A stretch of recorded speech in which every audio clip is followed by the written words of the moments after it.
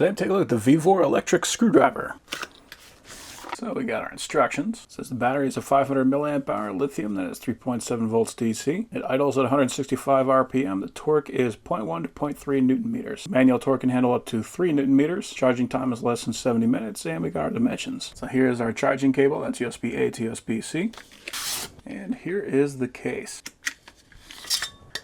So that's actually a metal case. So very interesting packaging on this guy. We actually got a little carousel of bits. I do appreciate that everything on here is labeled, so we know that these are Torx. We got a security flathead. We got a triangle bit. We got a bunch of hex bits. We got a couple of flatheads. We got our Phillips flats. Here's some star bits, another security bit, square bits, more security bits, more security bits. Basically every kind of crazy security bit that they got. And this side we got more Phillips, more hex, more flatheads, more hex. Here we've got a little pry tool, pointed tip there, and we just got a flat shovel head there. And right beside that we have got some nice long tweezers.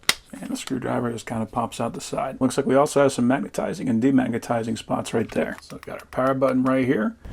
Let's grab a, that's actually kind of nice. So these are actually held in with magnets. Drop that in. Nice and quiet. Let's go speed 2. And 3.